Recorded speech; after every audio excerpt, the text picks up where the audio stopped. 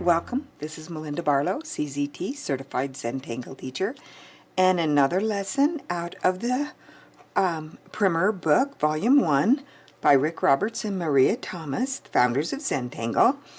And if you haven't seen this book, it's fabulous. Mine got signed by Rick Maria.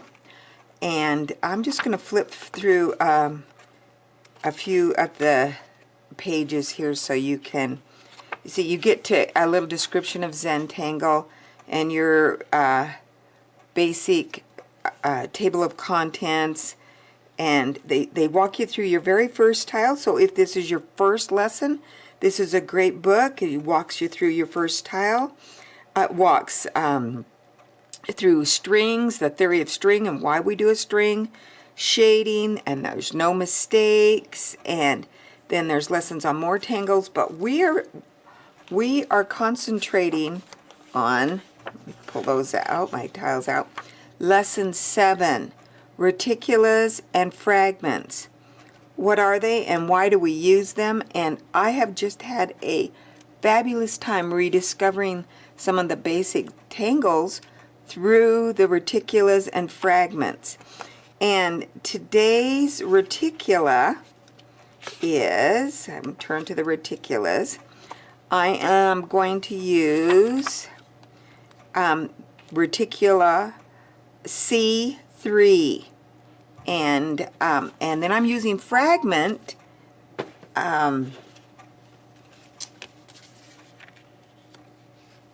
from Rick Roberts. It's called Paradox. And then I'm also using another, just so you can see Paradox in the round. So let's kind of come in a little bit so you can see it a little bit. You can see how I've drawn the fragment, and I'm going to draw one, not the fragment, the reticula, and I'm going to draw one, and then I'm going to finish both of these tiles so that you can see them. So I'm going to get my tile out, and I'm going to use a pencil, and I'm going to start with my dots in the corners because I like having a border. And so dots, border, and then we can draw the reticula, and I'm going to use a pen to draw my reticula. And I'm just going to start, when I grid things off, if I want it to be an even grid, and I'm kind of a little particular about that. Let's see if I can get a little bit better lighting here, sorry.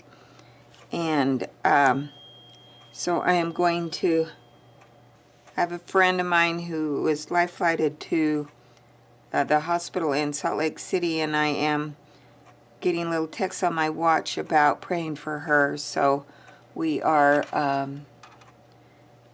all quite concerned about her. So first I put my first line right down through the center, and then one here and one here. This helps me grid it off. I could also go right down these outside lines if I wanted. And I was in class on Tuesday. One of my students, Mary, said when she first started doing Tangle, she used a ruler when she got home. And we all laughed about that. Now she doesn't use a ruler. We don't use rulers, but if you are to the point where you aren't able to not use a ruler, use a ruler. But I don't use a ruler. It's freehand. It's just so much more beautiful. And now we're going to come and we're going to make our lines across the top. And this is pencil, so I can draw a little arch and then a straight line and then an arch and a straight line. And then I'm going to repeat that here. Arch, straight line, arch, straight line. And that curve or that arch can be however big you want it, but then you kind of want to maintain that same. Did you see me almost make a mistake? No mistakes in Zentangle, only opportunities. I'll fix that later. Arch, straight, arch, straight. Then at the bottom, arch, straight, arch, straight. And there I have my reticula. And that's what, this is the same thing that I did here, I'm filling in here. So I'm using Rick's Paradox to fill it in. And you can see how the reticula just transforms here. And so what I'm going to just finish off so you can see, if you're not familiar with Rick's Paradox. When I first did it, I believe it took me like 4 hours to figure out how I needed to do it. I looked at Rick's step outs and I just had really a lot of problems. I hope you guys have heard me this whole time. My mic was not hooked on me, it was laying on the ground. So we'll see how it turns out. As I say, I just really had a hard time, and then it clicked with me. So don't give up on it if it's one that you have a hard time with. So we start out, and I'm going to fill in this little part right here. Oh, I should go back and say, I went back and I drew a line down through the center of each one of these so that I could put my Rick's Paradox in there. This space was a little bit big for me, so I put another line down through there, and that's hence you see that right there. So we're going to start here at this corner, and I know I want to start here because I'm going to fan out. So you start close and then you fan out, then I'm going to rotate. I start close and then I fan out, close, fan out, even on the curve, close, fan out. And I can do it without rotating. But if you need to rotate, it is, it's good to learn it by rotating. And then I get to the point where my lines are just pretty straight. And there we have Rick's Paradox. I'm going to do it again if that was not. And I'm going to come in and I'm going to work on this section right here. And I'm going to start right here and I'm going to draw down. The reason I know is that I want the fan to, this fan to kind of come out off of that. So I'm going to start here and I'm going to come down and I fan out. Then I'm going to rotate. I'll rotate on this always.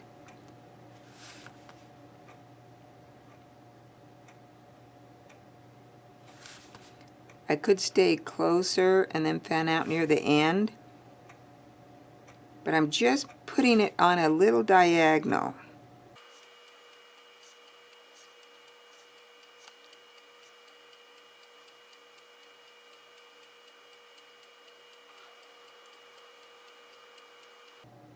If you remember that you always go close and then fan out, so I'm going to start here. If you remember, I'll just talk it through.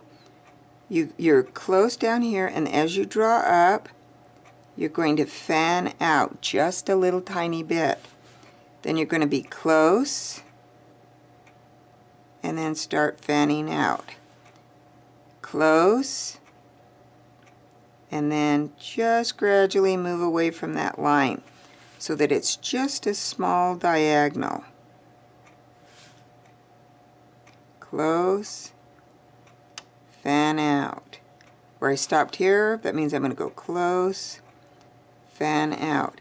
If I were to walk away from this tangle and come back, say I'm interrupted, I could look at this tangle and I could say, okay, where do I start? It looks like I start here because of, well, here I don't have very many lines, so I know I'm going to start here and I'm going to close and then I'm going to fan out.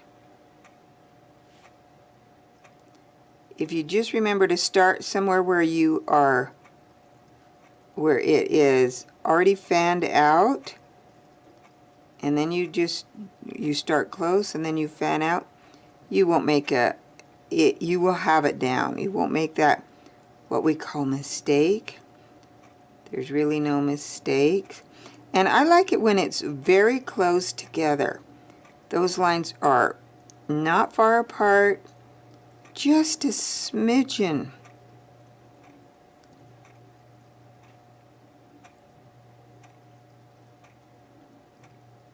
And you see, it's just, I think this is just one of the tangles that you start out with very straight lines and you end up with something that's very curvy. So let's look at this box right here at the bottom, because we've got a square box, and I think sometimes it's easier to do a tangle, Rick's Paradox, in a square. So I want it to be the same as this one, kind of fan out. So I'm going to start here at this corner because this is far away, this is close, and this is far away. So I start here, fan out, then I rotate my tile, fan out slightly, rotate, and I'm just going to keep rotating my tile.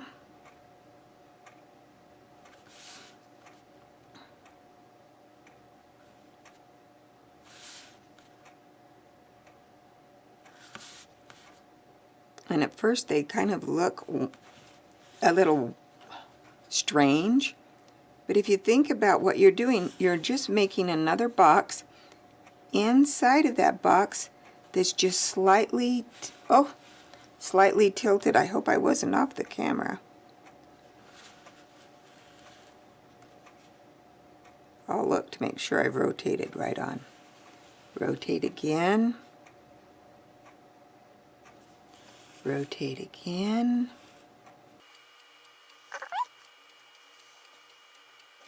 And then after a while you can get to where you don't have to rotate once you've learned the technique, and I can do it without rotating. And maybe that's going to be your preference also, to do it without rotating. And you can see I'm just drawing that square within a square, and it magically turns. You get this curved line. And I want to focus on doing my straight lines.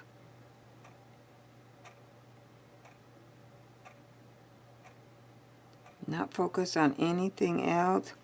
And there we have it. And look what you get, that beautiful spiral. Now I'm going to turn my tile this direction because I want that to continue with this shape so that they I have these beautiful fans. I could do it in the same direction. This one I did clockwise. This one I'm going to do also. As you can see, I'm turning my tile opposite, counterclockwise. Okay, now I'm going to do it without rotating my tile.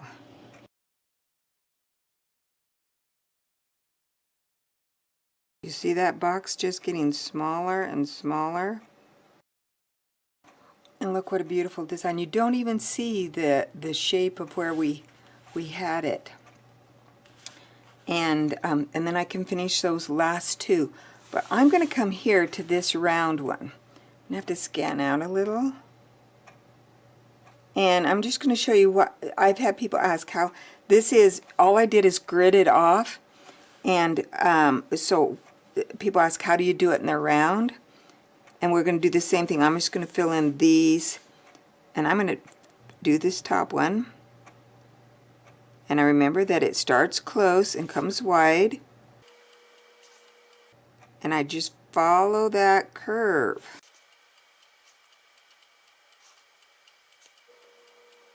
Did you see me back up there a little bit? I wasn't coming out. This is a real good practice of not pushing hard with your pen.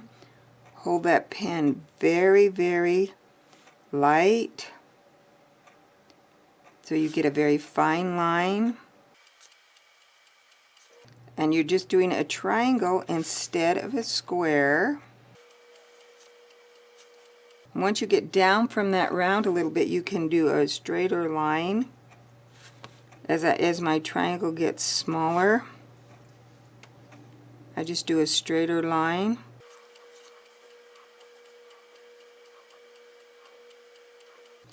And there we have it. Now I'm going to go ahead and finish this up, and then I will speed up the video so you don't have to watch. But I'm going to go ahead and finish this one, and then we'll put a little shading in it.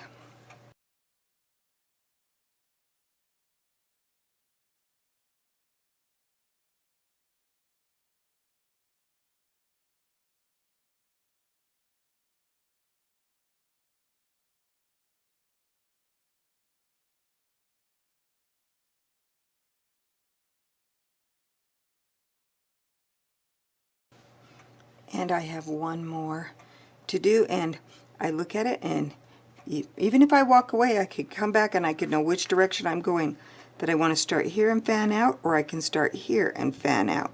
I want to go from the smallest out to the widest, and then I'm going to go here and fan. Sometimes my pen likes to track along that same ink line, so sometimes I have to start over. See me rotating and then drawing that line towards me. Sometimes that makes a better line for me. And I have to sometimes say in my mind, close, fan out. Start close, fan out. So that I don't, draw inadvertently a wrong direction. And there we have it. We are completed. Now I can give this a little a shading, and I'm just going to, down here in these points, where that point is, I'm just going to put a little graphite. Actually, I'm putting a lot. This is just one way of shading this particular Tangle. Then I'm going to take my shading stump and I'm going to blend it out. And there we have it. Isn't that just stunning? I could even blend around the outside edge if I wanted, but I love this. Now we could do, I'm not going to draw this one, I'm just going to do like some shading. Instead of shading in the point, I could shade anywhere there is a round, and you can see how that just is beautiful. This is a beautiful Tangle. Fun Reticula pattern. Easy to do, yet it turns out gorgeous. Remember the Reticula? How the pattern was for that? Again, thanks for watching. Don't forget to subscribe to this channel. New videos on Tuesdays, Thursdays, and Saturdays. I should say new lessons on Tuesdays, Thursdays, and Saturdays. Thanks again, and have a great day.